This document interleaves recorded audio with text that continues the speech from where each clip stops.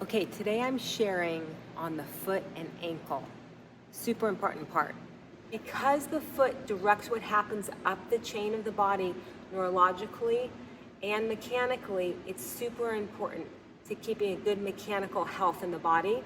And one of my observations is that as people get older, they get really weak in the feet and disconnected.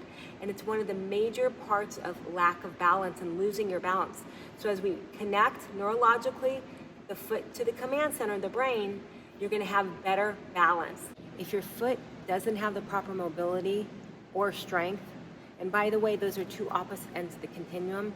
Mobility is flexibility, strength is stability, and we want a marriage of the two in the middle, ideally. What happens is that the hip will get tight and even the rib cage can get tight.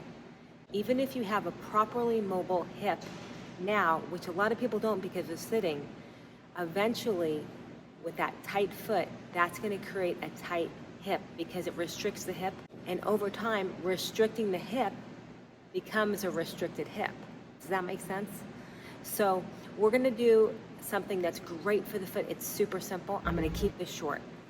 What we're going to do is we're going to start on a step. You can be on a stair, a step, a book. And what you're going to do is you're going to stand on the end of it with the ball of your feet on the end. And you're going to go up all the way to the top and then down below level if you can.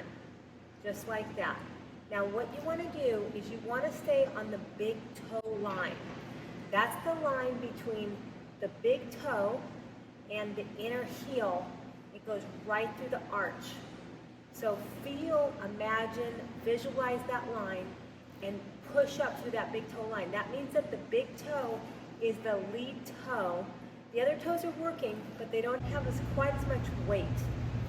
And you're going to go up and you're going to push down through the ball of your feet. Don't go up onto the tippy toes. That's a different exercise. That's a foot exercise. So we continue with that. Maybe 10 reps, 15 reps, 20 reps, whatever feels good. You can also do that on the floor. You can just go up and down. I like it if you hold on.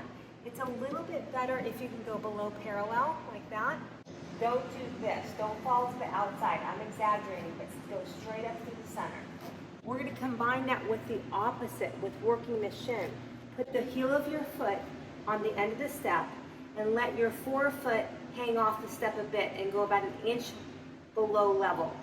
You pull the toes up and let the toes drop. Pull them up, pause for a moment, let the toes drop. And you're going to continue with that for several reps, maybe 10 reps, 15 reps, 20 reps. Go until it feels a burn. Now, it's not important how low you go. Don't go super low. It's important how high you go. It's more important how high you go. Also, a common mistake is when people pull their toes up, they rock their hips back. Don't rock your hips back. Keep your hips forward as you pull your toes up. In fact, if you drive your hips forward as you pull your toes up, you're going to feel your core engage and your butt engage. Well, this is a great way to strengthen the foot and ankle and your shin. A lot of times as people get older, they trip over their own feet because their shin muscles get weak and disconnected.